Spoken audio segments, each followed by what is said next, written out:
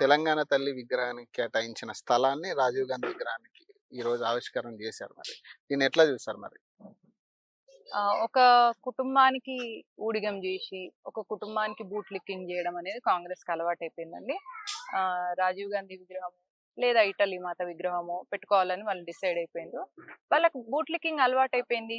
ఫ్యామిలీకి ఊడిగం జేయడం అలవాటయింది కాబట్టి వాళ్ళకి ఆలోచనొస్తాయి. నెక్స్ట్ రాజీవ్ గాంధీ గారు చేయబట్టే ఐటీ వచ్చింది అని వీళ్ళనే విషయంగా నెహ్రూ వరల్డ్‌కి ఇండియాని ఎట్లా పరిచయం చేసిండంటే పాములు పట్టేవాళ్ళు అని పరిచయం చేసిండు హ్మ్. నెహ్రూ.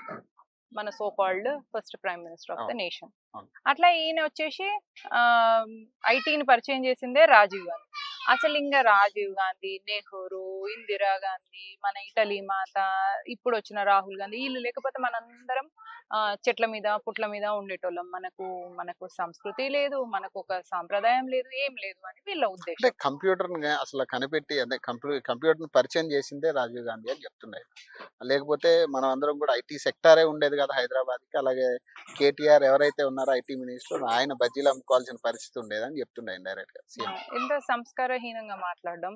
నెక్స్ట్ మన కల్చర్ గురించి మన రూట్స్ మన హిస్టరీ గురించి నాలెడ్జ్ లేని కాంగ్రెస్ నాయకుల దౌర్భాగ్యపు మానసిక పరిస్థితి ఇది. ఎందుకంటే ఋషులు మునులు ఒకప్పుడు మన ఋషులు మునులందరూ సైంటిస్టులు అండి.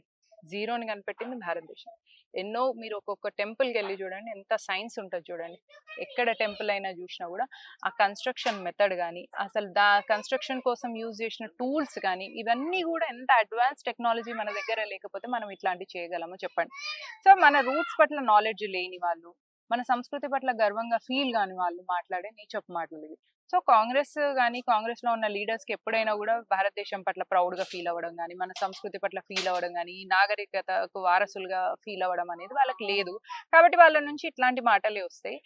నెహ్రూ కదా భారతదేశంలో పాములు పట్టే వాళ్ళు అని చెప్పుకున్నట్టు. అంటే భారతదేశానికి ఎవరైనా ఫారినర్స్ వస్తే ఈయన ఏం చూపించేదంటే పాములను వాళ్ళు ఆడిచ్చేది చూపించాడు అనమాట. అట్లా ఇప్పుడు రాజీవ్ గాంధీ లేకపోతే ఐటీ మినిస్ట్రీ ఉండేది. అంటే IT world, first of all world ని ఒక గ్లోబల్ హబ్ గా తయారు చేసింది అటల్ బిహారీ వాజ్పేయి గారు. వారు ఉన్నప్పుడు అయింది. అసలు భారత్ ని కూడా ఒక న్యూక్లియర్ పవర్ గా తీసుకొచ్చింది కూడా అటల్ బిహారీ వాజ్పేయి గారు. సో ఇట్లాంటి భారతీయ జనతా పార్టీ చేసి చూపెడుతుంది. కానీ వీళ్ళు ఏం చేస్తారు, ఎప్పటికప్పుడు వాళ్ళు చేసిన గొప్ప పనులను కానీ, భారతదేశంకు ఉన్న గొప్పతనాన్ని నీచంగా చేయడము అనేది వీళ్ళ మానసిక స్థితి.